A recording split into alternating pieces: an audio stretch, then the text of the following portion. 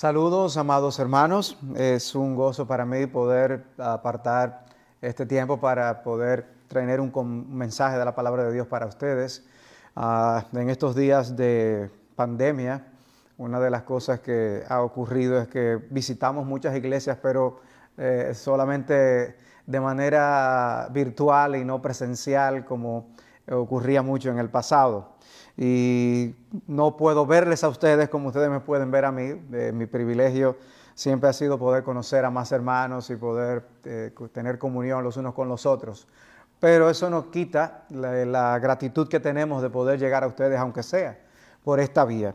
De manera que reciban un saludo de parte de Iglesia Bíblica del Señor Jesucristo, los hermanos en Iglesia Bíblica Soberana Gracia en Santa Marta, pero también a los hermanos que están en la obra de plantación en Valencia, en Córdoba. Así que nos complacemos en poder extenderles este saludo de parte de nuestra iglesia, de iglesia hermana a iglesia hermana. Yo quisiera que antes de comenzar a proclamar la palabra del Señor, estudiar la palabra juntos, oremos para que el Señor ilumine nuestro entendimiento y nos dé su bendición.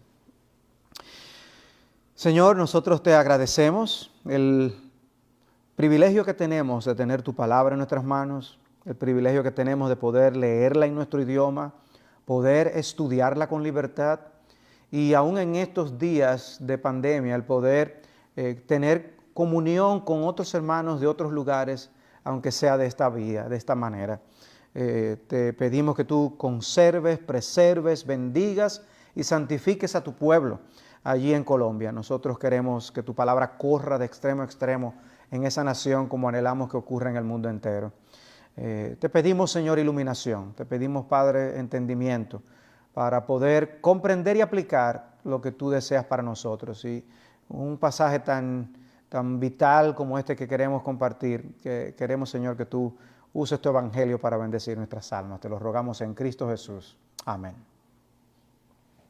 El texto que quiero compartir con ustedes es un texto muy conocido, es un texto muy apreciado por la iglesia a lo largo de los siglos.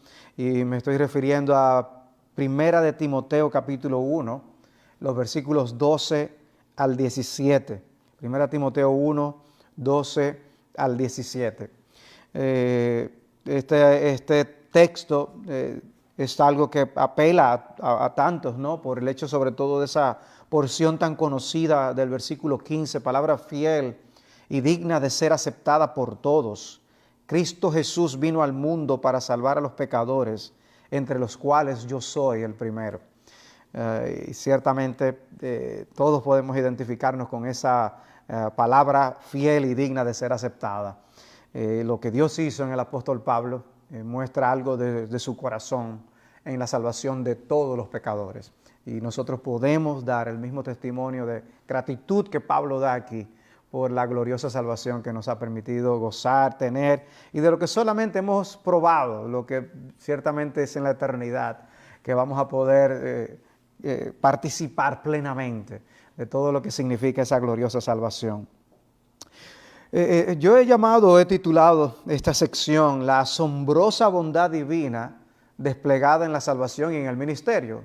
Y la imagen que Pablo nos presenta aquí es la de un ministro de Jesucristo que estando sirviendo al Señor, viéndose siendo un siervo del Señor Jesucristo, se puede preguntar a sí mismo, ¿y qué yo hago sirviendo a un Dios tan glorioso? ¿Qué yo hago sirviendo a un Cristo tan majestuoso?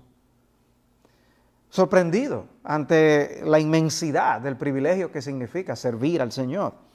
Y el pasaje que estamos considerando inicia con una nota de gratitud y concluye con una nota de alabanza por ese asunto. Y dice el versículo 12, doy gracias a Cristo Jesús, nuestro Señor, que me ha fortalecido, porque me tuvo por fiel poniéndome en el ministerio. Y yo he llamado a esta sección una nota efusiva y sentida de gratitud. Me tuvo por fiel, me consideró digno de confianza al ponerme en su servicio. Ser siervos de Dios, sea a nivel pastoral o siendo como laicos, el poder servir a Dios es un privilegio. En el caso del apóstol Pablo, más aún como apóstol, ¿no? Pero todos los que somos pastores podemos identificarnos en el aspecto ministerial del ministerio pastoral. Pero todos podemos, en un sentido u otro, al estar sirviendo a Cristo, al servir al Señor y de quien escucharemos la palabra, bien buen siervo y fiel, debemos decir, ¿y quiénes somos nosotros para poder recibir semejante privilegio? Y el apóstol dice aquí, me tuvo por fiel, y él no está diciendo eso como para enorgullecerse, ni está tratando de hacer escuchar que los otros escuchen que él es una persona digna de ser aceptada por el Señor. Eso está lejos de su perspectiva. Yo creo que él está hablando de cómo él está lleno de gratitud, impresionado de una fidelidad que Dios puso en él mismo para poder ser usado en el ministerio. Dios tuvo compasión para que él fuera el tipo de hombre que Dios utilizó. De manera que, ¿quién es digno de ser utilizado de una manera tan gloriosa como lo fue el apóstol Pablo, como un apóstol? Y él menos. En el relato que uno lee en Hechos capítulo 9, se nos muestra que Dios no le vio fiel cuando le salvó. El llamado de Pablo a ser apóstol y ministro se dio en el contexto mismo de su conversión, siendo él lo peor de lo peor, persiguiendo aún a los creyentes. Después de Cristo aparecer ante él camino a Damasco, le envía a Ananías, a quien el Señor le dio la instrucción siguiente en Hechos 9:15. Pero el Señor le dijo, ve, porque él me es un instrumento escogido para llevar mi nombre en presencia de los gentiles, de los reyes y de los hijos de Israel. Y cuando Pablo está dando su propio testimonio en Hechos capítulo 26, en el versículo 15 dice, yo entonces dije, ¿quién eres, Señor? Y el Señor dijo, yo soy Jesús, a quien tú persigues. Pero levántate y ponte en pie, porque te he aparecido con el fin de designarte como ministro y testigo, no solo de las cosas que has visto, sino también de aquellas en que me apareceré a ti, librándote del pueblo judío y de los gentiles, a los cuales yo te envío, para que abra sus ojos, a fin de que se vuelvan de la oscuridad a la luz y del dominio de Satanás a Dios, para que reciban por la fe en mí el perdón de pecados y herencia entre los que han sido santificados. Qué encuentro y qué misión. Es salvado y comisionado inmediatamente. De manera que no, el Señor no le escogió como ministro porque él ya había mostrado a través de los años cuán fiel él era. No. Eso no es lo que Pablo está diciendo cuando él habla de esa fidelidad en el versículo 12, sino que Dios lo fortaleció.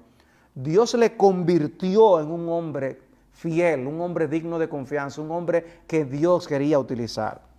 Entonces habla de poniéndome en el ministerio. Dios le puso, él no se puso a sí mismo, Dios le puso en el ministerio y utiliza una voz en el idioma original que enfatiza que es una decisión de Dios el que Pablo estuviera sirviéndole a él. De manera que el servicio a Dios no es algo que uno escoge por uno mismo, es algo que Dios escoge para uno, es un llamado divino.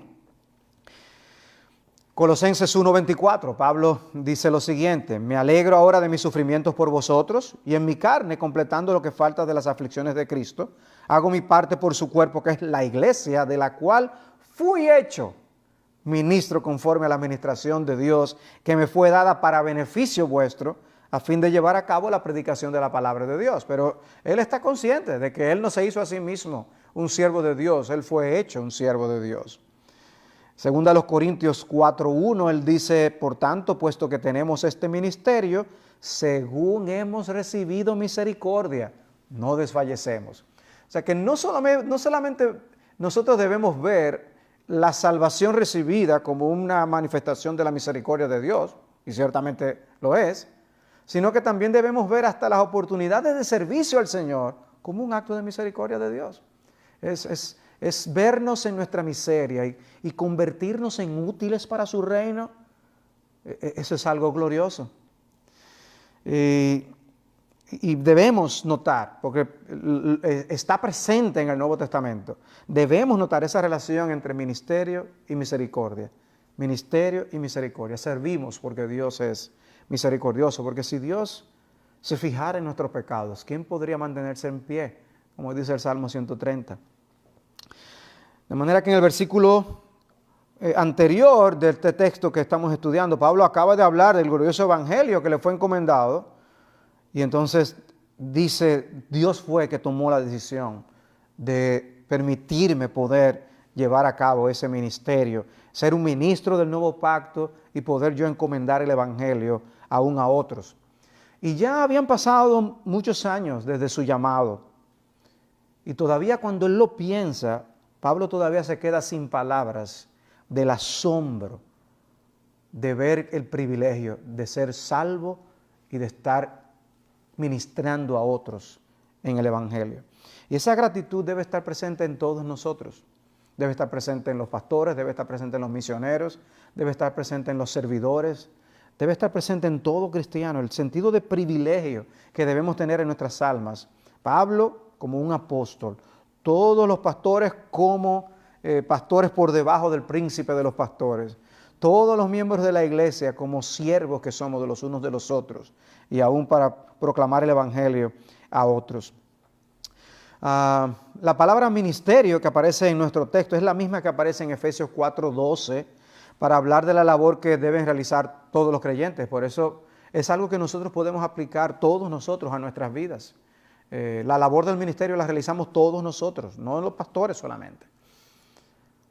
De manera que si Dios nos salva, no nos salva simplemente para que ahora empecemos a enorgullecernos, decir que gran pieza Dios escogió para sí, sino que Dios nos salva para que podamos ministrar, para hacer la obra del ministerio. Y ese acto mismo es una misericordia de Dios. Y si aprendemos a verlo así, como Pablo lo veía, yo creo que vamos a terminar teniendo más gratitud, una gratitud similar a la que Pablo sentía cuando habla en este texto. Pero para poder ser un ministro del Señor, primero Pablo tenía que ser un hijo de Dios. Y por eso nosotros pasamos a ver en los versículos 13 y 14 una nota biográfica y personal de salvación. Una nota biográfica y personal de salvación. Dice el versículo 13, aún habiendo sido yo antes blasfemo, perseguidor y agresor, sin embargo se me mostró misericordia, porque lo hice por ignorancia en mi incredulidad. Pero la gracia de nuestro Señor fue más que abundante, con la fe y el amor que se hallan en Cristo Jesús. Esta nota biográfica que Pablo nos comparte nos presenta dos partes, un antes y un después. En el versículo 13 habla de su pasado, antes de conocer a Cristo, y en el versículo 14 habla de cuando fue alcanzado por la gracia del Señor. Y lo que notamos en el versículo 13 es ese pasado oscuro que tuvo Pablo. Dice, habiendo sido yo antes blasfemo, perseguidor y agresor. Pablo resume su vida antes de Cristo con esas tres palabras: blasfemo, perseguidor, agresor. Alguien denominó a este versículo como una vergüenza inolvidable que Pablo tenía en su mente, y él se recordaba a sí mismo de dónde Dios lo sacó. En Hechos 7:58 nosotros tenemos el evento de cuando Esteban es apedreado y encontramos la mención de Saulo de Tarso. Dice, y echándolo fuera de la ciudad comenzaron a apedrearle, y los testigos pusieron sus mantos a los pies de un joven llamado Saulo. Y mientras apedreaban a Esteban, él invocaba al Señor y decía, Señor Jesús, recibe mi espíritu. Y cayendo de rodillas clamó en alta voz, Señor, no les tomes en cuenta este pecado. Habiendo dicho esto, durmió. Y Saulo estaba de completo acuerdo con ellos en su muerte. En aquel día se desató una gran persecución en contra de la iglesia en Jerusalén, y todos fueron esparcidos por las regiones de Judea y Samaria, excepto los apóstoles. Pero Saulo hacía estragos en la iglesia, capítulo 8, versículo 3. Saulo hacía estragos en la iglesia, entrando de casa en casa y arrastrando a hombres y mujeres, los echaba en la cárcel. qué testimonio. O sea, vemos la identificación de Pablo con aquellos que estaban matando a Esteban. Y el Espíritu Santo resalta el que él estaba de completo acuerdo. Él no estaba simplemente presente y con desagrado allí viendo algo que le molestaba, sino que él estaba en completo acuerdo con que mataran a Esteban por la razón por la cual le estaban apedreando. Y hubo entonces persecución. Y entonces Saulo se menciona como alguien que participa de esa persecución y cómo hizo estragos en la iglesia, dice. Y él entraba casa por casa y arrastraba a hombres y mujeres. Imagínense la escena, y los echaba en la cárcel. Qué pasado tan oscuro. Y él mismo se identifica como un blasfemo. Un blasfemo es alguien que no teme en hablar mal contra Dios, en contradecir a Dios, en maldecir a Dios aún. Eso era Pablo antes. Y no solo eso, sino que él también hizo que otros blasfemaran. Dice Hechos 26:11, y castigándolos con frecuencia en todas las sinagogas, procuraba obligarlos a blasfemar. Y locamente enfurecido contra ellos, seguía persiguiéndolos aún hasta en las ciudades extranjeras. Es como si no tuviera límite, era un caballo desbocado en su enemistad contra Jesús. Un blasfemo que obligaba a blasfemar. También dice, yo era un perseguidor. Iba detrás de los cristianos, los cazaba. Así como la gente caza animales, él iba atrás los cristianos.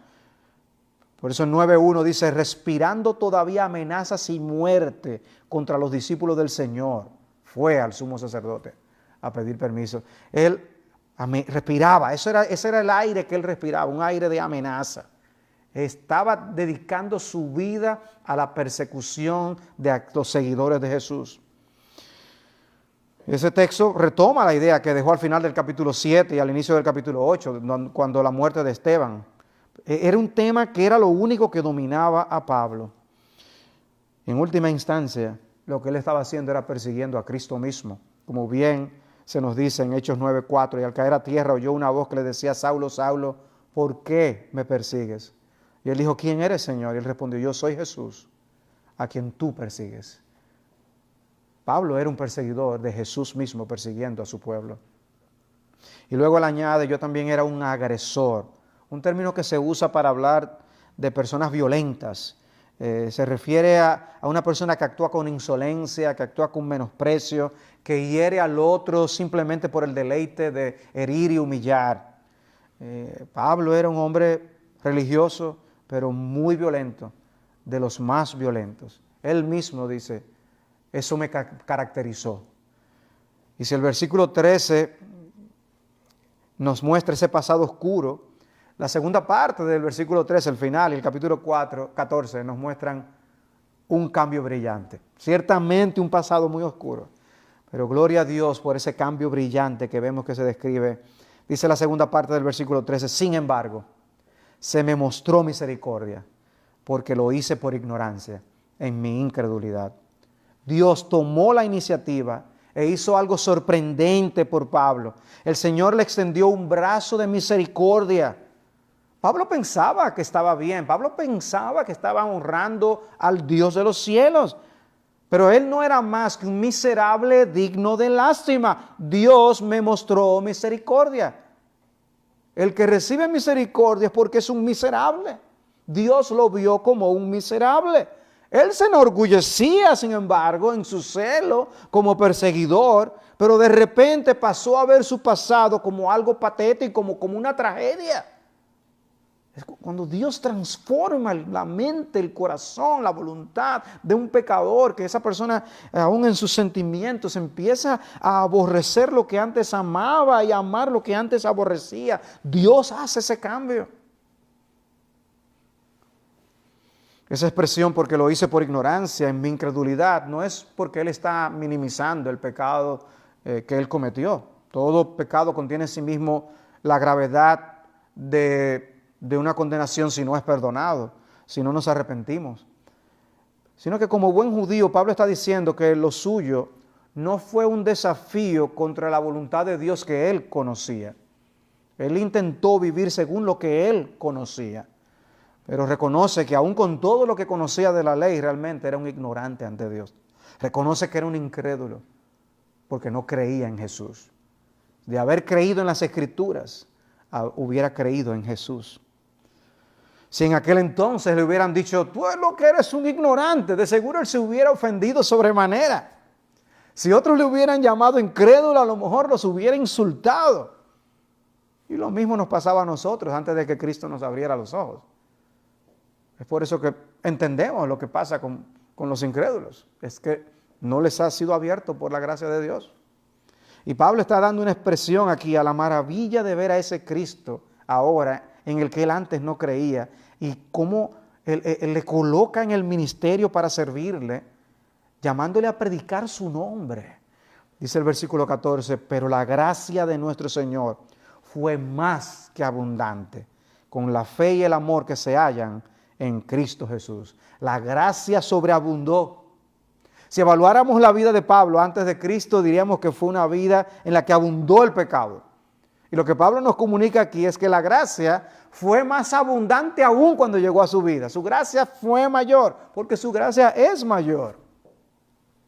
En Romanos 5:20 dice el apóstol, y la ley se introdujo para que abundara la transgresión, pero donde el pecado abundó, sobreabundó la gracia. Sí, muy pecadores, pero Dios es sí, muy perdonador y misericordioso. Por la misericordia de Dios, sus pecados habían sido perdonados y el enemigo de Dios había pasado a ser más que un amigo de Dios, un hijo de Dios. ¡Cuánta misericordia! ¡Qué privilegio es que seamos hechos ahora hijos de Dios! 1 Juan 3. Cuando la gracia de Dios llega a nuestras vidas, llega la fe y el amor que antes no estaban. Donde había incredulidad, hay fe en Jesús. Donde reinaba el egoísmo, ahora reina el amor a Dios. Dios tomó esta iniciativa, como dice Juan, le amamos porque Él nos amó primero. 1 Juan 4:19. Y Pablo estaba absolutamente claro en que nada ocurrió por algo bueno que Dios vio en él. Fue pura misericordia. En otra carta lo dice de esta manera, Tito 3:5, Él nos salvó, no por obras de justicia que nosotros hubiéramos hecho, sino conforme a su misericordia. Y una vez más el énfasis de la misericordia que Pablo nos ofrece. Pablo pasó de ser un perseguidor a un apóstol. Es impresionante. Si nos dejan a nosotros escoger, probablemente no hubiéramos convertido en apóstol a alguien que hace un instante nos estaba persiguiendo. Pero ahí es donde brilla la impresionante gracia de nuestro Dios. Con una gracia que nos salvó a nosotros, a ti y a mí. Uno de los puritanos, Richard Sibbes, dice, para que prediquen su misericordia, Dios ha escogido a aquellos que más han experimentado y sentido su misericordia.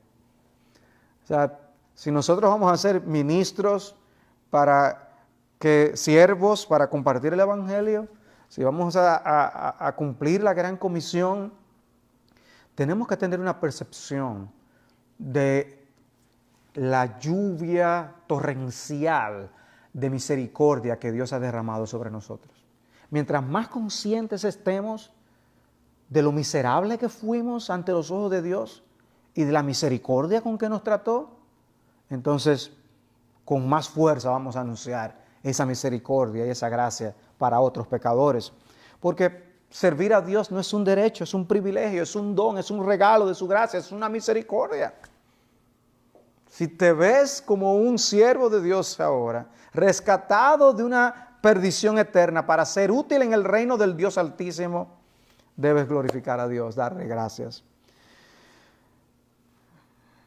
Si muchos vieran nuestro pasado, porque sucede que muchas veces estamos en la iglesia y pasan muchos años y las personas no necesariamente conocen todos los detalles de nuestro pasado, si nosotros no lo contamos, como hace Pablo aquí o como hace la revelación bíblica. Quizás no aprecian esa transformación que Dios ha hecho en nuestras vidas. Quizás pueden ver a Jacobis y decir, pero A ver, mira a Jacob, qué bien, es un buen siervo de Dios. O mira a tal hermano, qué bueno, me estimula el ejemplo de la hermana tal, qué bien. Pero si no vemos el pasado, quizás pudiéramos hasta pensar que ellos siempre han sido así. Dios sabe que no es así. Aún hayan sido externamente personas buenas y bondadosas ante los ojos del mundo, Dios sabe por qué los rescató con su gracia y le trajo su perdón. Entonces le daríamos más gloria a Dios. Y es por eso que Pablo hace lo que hace aquí. El recuerdo de nuestro pecado es una de las maneras que Dios utiliza para mantener el orgullo a raya. John Newton escribió su propio epitafio para su propia tumba. Y lo que él escribió fue: John Newton, empleado, antaño fiel y libertino, traficante de esclavos en África, fue por la misericordia de nuestro Señor y Salvador Jesucristo preservado, restaurado, perdonado y nombrado para predicar la fe que tanto había tratado de destruir. Es una manera de él recordarse a sí mismo de la obra de la gracia de Dios en su vida. Pero en este texto Pablo no solamente da esa nota personal de la transformación que Dios hizo, él también trae una nota universal y evangélica de salvación. En los versículos 15 y 16, él dice allí: palabra fiel y digna de ser aceptada por todos. Cristo Jesús vino al mundo para salvar a los pecadores, entre los cuales yo soy el primero.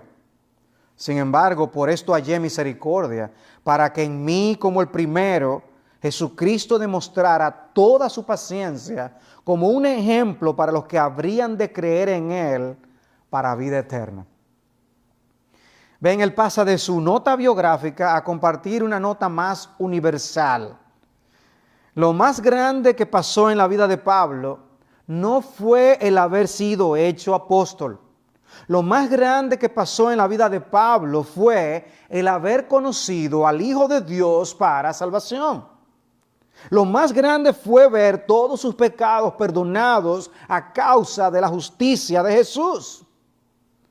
Es por eso que en Filipenses capítulo 3, la nota de orgullo que él expresa no es orgullo en sí mismo, sino orgullo en la obra de Cristo, en la obra y la persona de Jesús. Filipenses 3:7, pero todo lo que era para mi ganancia lo he estimado como pérdida por amor de Cristo. Y aún más, yo estimo como pérdida todas las cosas en vista del incomparable valor de conocer a Cristo Jesús, mi Señor, por quien lo he perdido todo y lo considero como basura a fin de ganar a Cristo. Su gloria estaba en Jesús. Y no es que Pablo no viera el privilegio de haber sido hecho ministro de Jesús, ya lo ha mencionado. Pero ningún privilegio se podía comparar al haber sido salvado por Jesucristo. Y tenemos entonces esa declaración: Cristo Jesús vino al mundo para salvar a los pecadores. Esa verdad es digna de ser recibida por todos. Lamentablemente no todos la reciben. Lamentablemente no todos la aceptan. Pero en lugar de muchas cosas a las que las personas les dan importancia, esto debería ser aquello en lo que la gente se concentrara. Es una verdad digna de ser recibida por todos. Y Pablo compartirá otras 4 palabras fieles más en las epístolas pastorales, pero sin duda este es el comienzo apropiado. No estamos igualmente seguros de todas las cosas que nosotros creemos. Hay verdades que las creemos y las compartimos, pero al hacerlo aclaramos que a veces no somos dogmáticos con ciertas cosas. Pero hay otras verdades de las que no tenemos ninguna duda y que las podemos afirmar con toda la autoridad de Dios. Cristo Jesús vino al mundo para salvar a los pecadores. De eso no nos cabe la menor duda. Y Pablo quiere que todos la reciban, esa verdad. Son palabras de ser aceptadas. Son palabras que en las cuales debemos confiar y que son palabras muy consoladoras para los pecadores, los que se ven a sí mismos pecadores. Lucas 19:10, el Hijo del Hombre ha venido a buscar y a salvar lo que se había perdido. ¡Qué bendición! Mateo 9:13, Mas id, aprended lo que significa misericordia quiero y no sacrificio, porque no he venido a llamar a justos, sino a pecadores. Qué bueno que la misión del Salvador es rescatar a pecadores como tú y como yo. Y para ser salvados, primero tenemos que estar perdidos. Para que nuestros pecados sean perdonados, primero tenemos que reconocer que somos pecadores. Y Pablo vuelve a dar un toque personal cuando dice entre los cuales yo soy el primero. Y me gusta como alguien tradujo esa frase, de los cuales yo soy el máximo exponente. Observen que no dice entre los cuales yo fui el primero, sino yo soy el primero. Pablo todavía se veía como alguien indigno ante la salvación y ante el privilegio de ser un siervo de Jesucristo. En 1 Corintios 15:9, yo soy el más insignificante de los apóstoles, que no soy digno de ser llamado apóstol, pues perseguí a la iglesia de Dios. Yo soy el más pequeño de todos. Efesios 3:8, a mí que soy menos que el más pequeño de todos los santos, se me concedió esta gracia, anunciar a los gentiles las inescrutables riquezas de Cristo. En el texto anterior se menciona como un apóstol, el menor de todos, pero aquí él dice el más pequeño de todos los santos. ¿Cómo te ves tú? ¿Cómo me veo yo? El versículo 16 de nuestro texto entonces nos habla del propósito de la salvación y del llamado de Pablo cuando dice, sin embargo, por esto hallé misericordia, para que en mí, como el primero, Jesucristo demostrara toda su paciencia como un ejemplo para los que habrían de creer en Él para vida eterna. No dice, por esto me salvó, ni por esto me llamó, sino que dice, por esto hallé misericordia. Todo fue por misericordia. Observen el énfasis en la misericordia. Todo fue por la tierna compasión de Dios. Dios nos salva, Dios nos hace formar parte de su iglesia, Dios nos hace sus siervos y todo eso es misericordia. En las Escrituras ese término se usa principalmente para hablar de compasión hacia alguien que sufre, padece, está en una condición de miseria. Y cuando dice que Dios nos salva por su misericordia, es como si Dios se inflamara toda la compasión en su alma cuando nos ve en nuestros pecados. Como si Dios sufriera por nosotros las miserias que produce el vivir en el pecado, el amar el pecado. Y Él siente compasión. El pecador se enorgullece. El pecador sin haber sido despertado en su conciencia se enorgullece de su pecado. Se enorgullece de que no lo han descubierto en su pecado. Se enorgullece de que se sale con las suyas. Cuando Dios tiene compasión de un pecador, Él siente hacia dónde le está llevando ese pecado. La miseria a la que le conduce a practicar el pecado y el destino eterno que le espera sin un arrepentimiento. Dios salva por su misericordia, como si sintiera el infierno que nosotros experimentaríamos nosotros mismos. Y es en esas entrañas de su amor que Él nos rescata y nos salva. En un sentido, Pablo fue salvado por Él mismo para su propio bien, pero en otro sentido fue salvado a favor de otros. Fue salvado porque Él mismo lo necesitaba. Pero también Él dice, yo fui salvado para poder ser de bendición a otros. Fue salvado para que alcanzara a otros, a quienes predicaría a Jesús. Y que Él mismo vendría a ser un ejemplo de que, pero mira, si Dios lo salvó a Pablo, me puede salvar a mí. Por el ejemplo tan extraordinario. Por eso dice, para que en mí como el primero Jesucristo demostrara toda su paciencia. Si Cristo fue paciente con algo, fue paciente conmigo, es lo que está diciendo. En la vida de Pablo, Dios haría un despliegue de esa paciencia para que sirviera de estímulo y de instrucción para otros pecadores, para que ellos depositen toda su confianza en Jesús. Dice un comentarista, Pablo es la pantalla sobre la que Cristo proyecta su plan de salvación para cada ser humano. Se trata de una historia de extrema misericordia que divide la vida en dos partes. Antes de Cristo, la miseria extrema de ignorancia e incredulidad. Después de Cristo, los excelentes frutos de fe y de amor. Esa transformación de Saulo el perseguidor en Pablo el apóstol vino a ser una ilustración permanente, un prototipo de lo que la gracia de Dios hace con los pecadores. Con los pecadores de cualquier tipo, de cualquier trasfondo. ¡Qué ánimo debe dar eso a nuestro corazón para predicar el Evangelio! Pero sobre todo, ¡qué ánimo y qué esperanza debe darle a un pecador que se siente tan lejos de Dios, que piensa que Dios lo ha abandonado y que no hay salvación ni esperanza para él! ¡Hay esperanza en Jesús! Y el ejemplo de Pablo lo demuestra.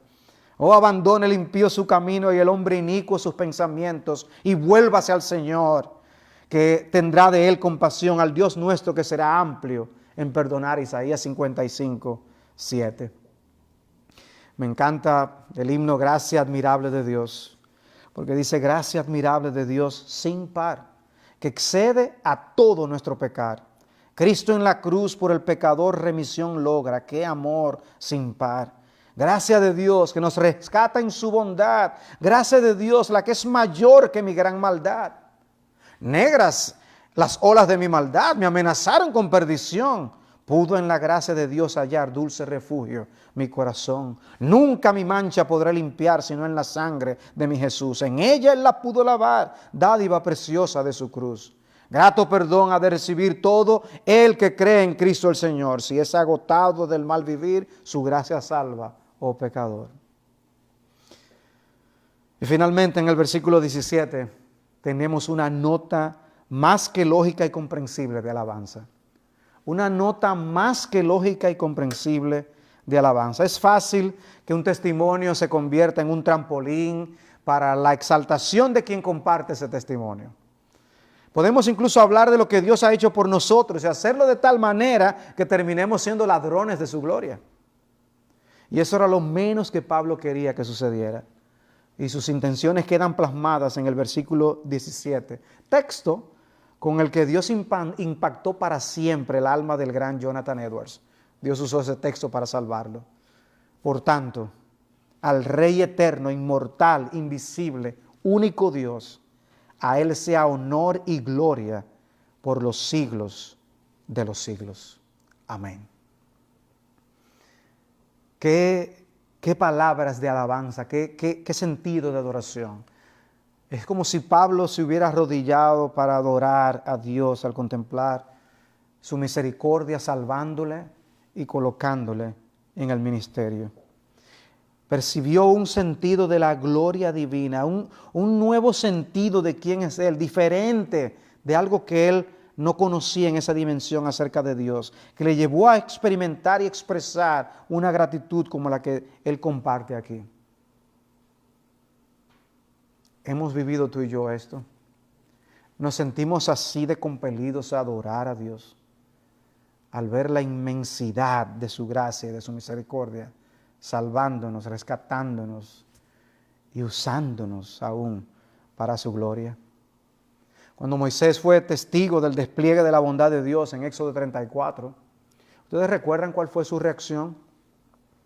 Dice Éxodo 34:6, entonces pasó el Señor por delante de él y proclamó: el Señor, Dios compasivo y clemente, lento para la ira y abundante en misericordia y verdad, el que guarda misericordia a millares, el que perdona la iniquidad, la transgresión y el pecado, y que no tendrá por inocente al culpable, el que castiga la iniquidad de los padres sobre los hijos y sobre los hijos de los hijos hasta la tercera y cuarta generación.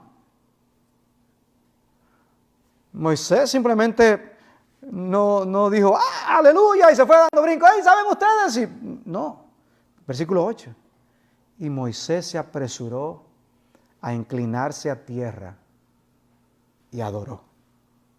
Y dijo: si ahora, Señor, he hallado gracia ante tus ojos, vaya ahora el Señor en medio de nosotros, aunque el pueblo sea de dura cerviz, y perdona nuestra iniquidad y nuestro pecado, y tómanos por posesión tuya.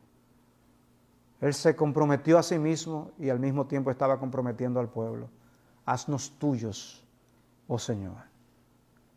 Cuando vio la bondad de Dios, adoró. ¿Qué ha pasado con Pablo? Que Pablo se puso a reflexionar en la misericordia de Dios, en la gracia, en la paciencia que había tenido con él. Fue como si el Señor hubiera pasado frente a sus ojos, como hizo con Moisés. Y esto provoca un estallido de elogios en el corazón. Y lo expresa aquí para que quede grabado para siempre, como lo estamos nosotros estudiando en el día de hoy. Conocemos otras expresiones de Pablo. Romanos 11:36, porque de Él, por Él y para Él son todas las cosas, a Él sea la gloria para siempre, amén. Romanos 16:27, al único y sabio Dios, por medio de Jesucristo sea la gloria para siempre, amén. Gálatas 1:5, a quien sea la gloria por los siglos de los siglos, amén. Filipenses 4:20, a nuestro Dios y Padre sea la gloria por los siglos de los siglos, amén. Efesios 3:21, a Él sea la gloria en la iglesia y en Cristo Jesús por todas las generaciones, por los siglos de los siglos, amén. No fue algo único en ese momento de la vida del apóstol Pablo, sino que Pablo parece que reflexionaba mucho en estas cosas y le movían a adorar a su Dios Salvador. El error más grande de los hombres ha sido cambiar a Dios por las cosas de este mundo, dejar al Creador y preferir las cosas creadas. Cosas todas que nosotros dejaremos aquí en la tierra, personas, familias, pueblos, ciudades, naciones, imperios, civilizaciones, no importa cuán grande haya sido, todo dejará de ser. Pero nuestro Dios permanece para siempre, sus años no acabarán. Oh hermanos, no cambiemos a Dios por las cosas de este mundo. Gloriémonos en nuestro Señor Jesucristo. Gocémonos en la salvación que hemos encontrado en Él. No hay nadie como Él. Nadie nos va a tratar con tanto amor, con tanta bondad, con tanta compasión, con tanta gracia, con tanta paciencia. Nadie. ¿Qué responsabilidad tenemos entonces? Bueno, yo creo que si hemos sido salvados así, si Dios nos permite ser usados en su reino, sirvamos a Jesús impulsados por la gratitud. Sirvamos a Jesús impulsados por la gratitud. Debemos servir muy conscientes de que todavía somos pecadores, que no tenemos el privilegio de servir por nada que hayamos sido, sino puramente por la gracia de Dios. Nuestra gratitud por esa gracia inmerecida debe ser continua y debe ser lo que nos permita continuar a pesar de las dificultades y de los obstáculos. Servir en medio de pandemia se torna difícil, cansa. Pero cuando nosotros vemos que nuestro Salvador no se cansó hasta dar su vida por nosotros y que Él no nos abandonó ni nos dejó a nuestra suerte, entonces recibimos nuevas fuerzas para servir a aquel que vivió y murió por nosotros. Pero no solo sirvamos impulsados por la gratitud, sirvamos a Jesús sostenidos por su fortaleza. Sostenidos por su fortaleza. Somos siervos de Jesús. Dice, doy gracias a Dios, a Cristo Jesús, nuestro Señor, que me ha fortalecido, dice el versículo 12. Que me ha fortalecido. Nosotros también podemos ser fortalecidos en ese mismo Jesús. Todo lo puedo en Cristo que me fortalece. Es consciente de la fortaleza que el mismo Señor nos da para poder servirle a Él. ¿Cómo vamos a perseverar hasta el final? Con la fuerza de Dios, no la nuestra. Uno ve el panorama oscuro.